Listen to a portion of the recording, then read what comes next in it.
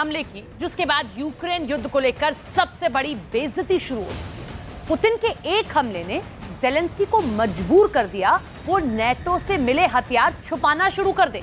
पिछले 24 घंटे के दौरान ज़ेलेंस्की को 5 ऐसे लीडर्स ने फोन किया जिन्होंने सिर्फ 4 शब्दों में अपनी बात को कहा है।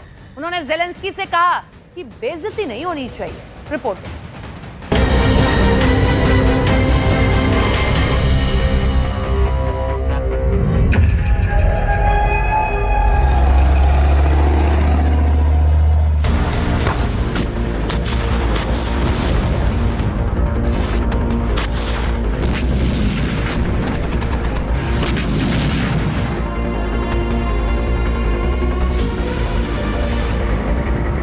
जर्मनी का लेपर्ड पूरी तरह घेर कर मारा गया। पूरी दुनिया में नाटो के इस टैंक की नाक कट गई।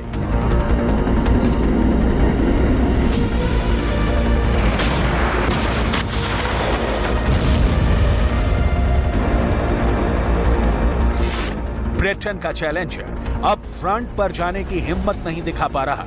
ब्रिटेन की शान ये टैंक अब तक यूक्रेन में बुज़दिल साबित हुआ है।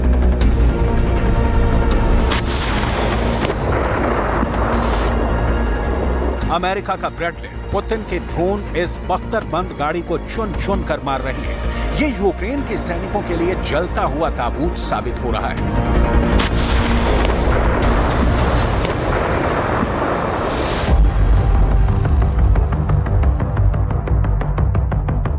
यही तस्वीरें देखकर अब अमेरिका के एब्रम्स की हालत आसमान से गिरे और खजूर में लटके जैसी हो गई है। एब्रम्स टैंक अब यूक्रेन आने से पहले ही घबराने लगा है। बाइडेन को पक्का यकीन है कि पुतिन उनके टैंक को तड़पा तड़पा कर मारेंगे।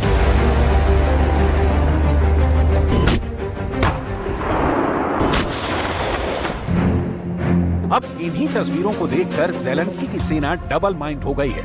उसे समझ में नहीं आ रहा कि रूस को कैसे रोका जाए। ग्राउंड रिपोर्ट मिलने के बाद नाटो के हथियारों की इमेज बहुत खराब हो चुकी है और अब अमेरिकी मीडिया कह रहा है कि ज़ेलेंस्की ने नाटो से मिलने वाले भारी भरकम हथियार यानी कि टैंकों को युद्ध में ना उतारने का फैसला किया है या फिर उनको बचाने के लिए बहुत ज्यादा एहतियात बरतनी शुरू कर दी है, क्योंकि नाटो के टैंक अब पुतिन के टारगेट पर हैं और बाइडेन ये बेइज्जती बर्दाश्त नहीं कर पाएंगे।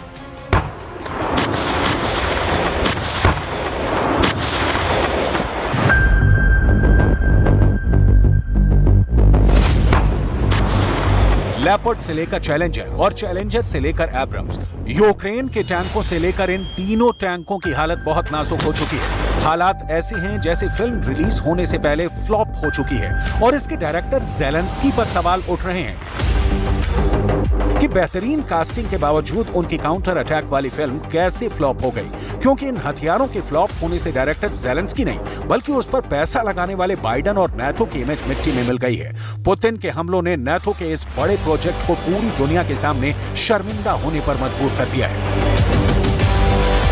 ऐसे हालात क्यों पैदा हुए? काउंटर अटैक क्यों फेल हो गया? ज़ेलेंस्की के दावों की हवा कैसे निकल गई और पुतिन की सेना ने कैसे बखमूत से लेकर ज़पोरिज़िया तक यूक्रेन की फौज की लाशें बिछा दी? इसकी बहुत सी वजह है, लेकिन दुनिया के सामने ज़ेलेंस्की एक बड़े विजेता के तौर पर खुद को पेश कर रहे हैं। नाटो से मिलने वाली मदद की तारीफ कर रहे हैं।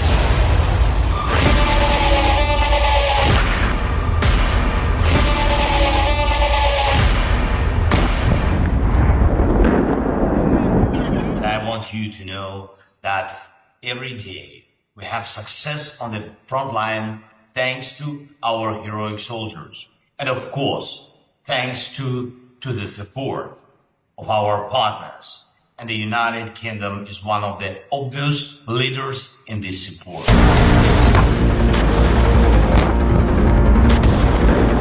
ये ठीक कुछ वैसा ही है जैसा चुनाव हारने के बाद कोई नेता बताता है कि वो बहुत ही कम अंतर से हारा है। ज़ेलेंस्की की फौज के साथ इस वक्त यही हालत है।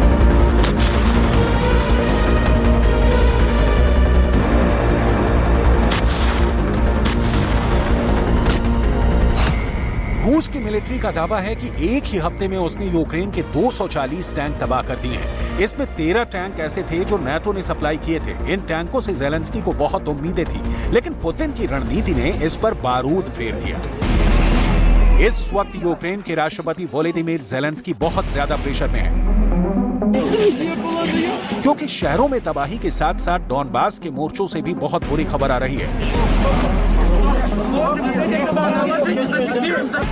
जिससे एक बात साबित हो जाती है कि ज़ेलेंस्की का काउंटर ऑफेंसिव कहें या काउंटर अटैक खटाई में पड़ गया है। ज़ेलेंस्की अब बारूदी सुरंगों के बीच घिर चुके हैं। ज़ेलेंस्की की फौज ऐसे कई इलाकों में दाखिल हो चुकी है जहां चारों तरफ बारूदी सुरंग है। इससे ज़ेलेंस्की के टैंक तबाह हो रहे हैं, ज़ेलेंस्की के सैनिक मारे जा रहे हैं और अब ज़ेलेंस्की सिवाय खड़े होकर देखने के कुछ भी नहीं कर पा रहे। उनके सामने अब बड़ी चुनौती है। अब रूस की सेना की जान लेना नहीं बल्कि अपनी फौज की जान बचाना है, और ऐसा बस एक हफ्ते में हो गया है।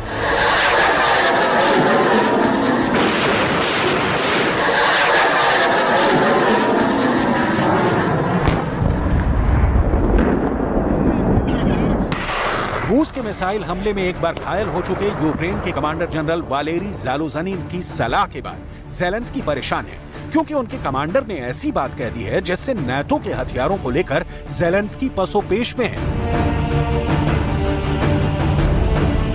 Зовнішньої розвідки прикордонників, доповідь керівника СБУ.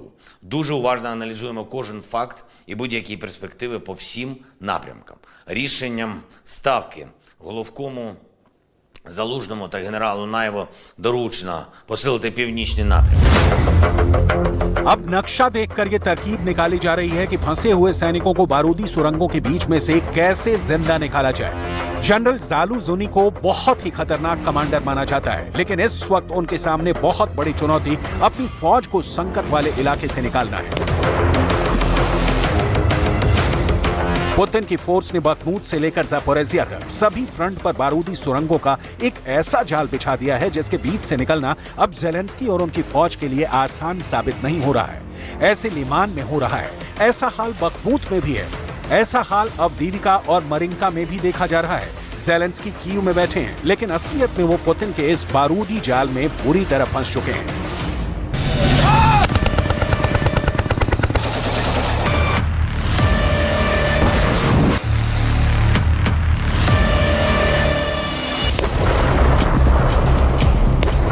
ज़ापोरिज़िया के पास आपको एक फ्रंट पर लेकर चलते हैं जहां लड़ाई आमने सामने की है। यहां ट्रेंच यानी युद्ध लड़ने के लिए गड्ढे खोदकर रास्ता बनाया गया है।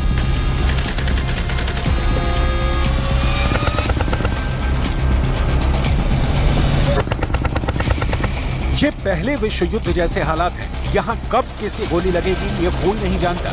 यहाँ जान बचाने के लिए दूसरे की जान लेना जरूरी हो जाता है। रहम, सरेंडर की और आराम करने की कोई गुंजाइश नहीं बचती। यहाँ ट्रेंच में घूम घूम कर अपने मोर्चों और डिफेंस लाइन को और मजबूत करना पड़ता है। किस कोने में मौत छुपी है, किस कोने से ग्रेनेड से हमला होगा, ये बस 2 सेकंड पहले पता चलता है और तब तक देर हो जाती है।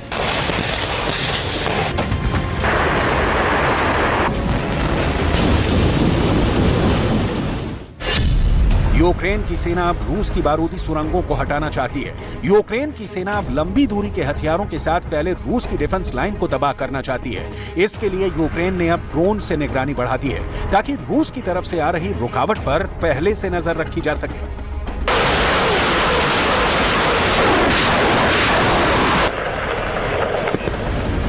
जर्मनी का लेपर्ड टैंक जब यूक्रेन को मिला तो खुशी बहुत ज्यादा थी, लेकिन पहली ही तैनाती में रूस ने उसे चारों खाने चित कर दिया। बताया जा रहा है कि लेपर्ड टैंक पहले बारूदी सुरंगों का निशाना बना और फिर रूस ने बमबारी करके पूरे टैंक कॉलम पर कयामत बरसा दी। रूस का हमला ऐसा था कि लेपर्ड टैंक को सिर छुपाने की भी जगह नहीं मिली, क्योंकि रूस ने ट्रेंच वाले युद्ध में भी यूक्रेन की सेना को चुन चुन कर मारा है।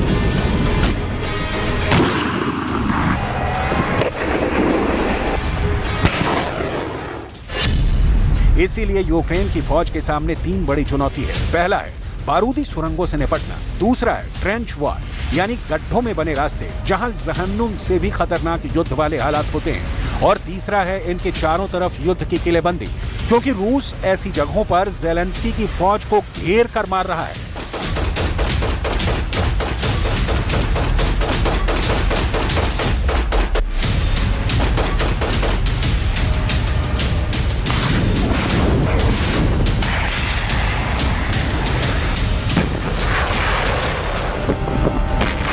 यूक्रेन की फौज को लगातार झटके मिल रहे हैं। जेलेंस्की का काउंटर अटैक फेल साबित हुआ है। हर मोर्चे पर जहां भी जेलेंस्की को लगा कि रूस की डिफेंस लाइन कमजोर है, वहां पुतिन की सेना ने बड़ा सरप्राइज दिया है। शुरुआती हमलों के बाद आगे बढ़ी यूक्रेन की सेना चारों तरफ से घेर कर मारी जा रही है और पुतिन इसमें कोई रहम नहीं दिखा रहे। पुतिन की सप्लाई लाइन काटकर हथियारों के खत्म होने तक इंतजार किया जा रहा है। इसके बाद यूक्रेन की फौज को तड़पा तड़पा कर मारा जा रहा है। ऐसी कई रिपोर्ट वॉर जोन से लगातार मिल रही हैं।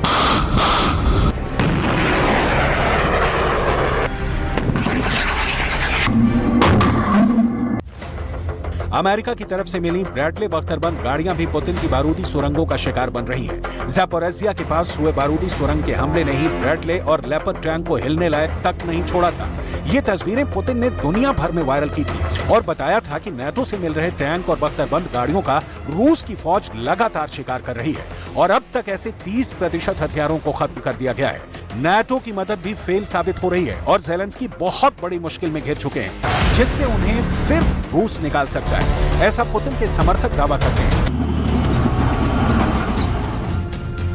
देखा जाए तो पुतिन के इस युद्ध को रोकने में जेलेंस्की तो फेल हुए ही, साथ में उनका सबसे बड़ा दोस्त अमेरिका भी पीछे हट गया। नेटो तो पहले से ही पुतिन से घबराया हुआ है और इसी तरह यूक्रेन पर चौतरफा मार पड़ रही है।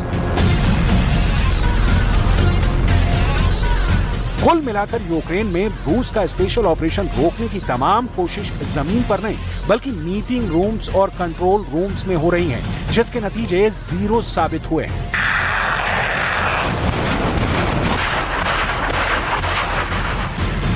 नेटो भी जेलेंस्की का साथ देने के नाम पर चुनिंदा हथियार के अलावा कुछ नहीं कर पा रहा। यूक्रेन में हो रहे मिसाइल हमलों की पूरी दुनिया में आलोचना हो रही है। पुतिन के फैसलों को आड़े हाथों लिया जा रहा है, लेकिन क्या जेलेंस्की इससे कुछ हासिल कर पाएंगे? इस सवाल का जवाब तो वो खुद तलाश करने में लगे हुए हैं।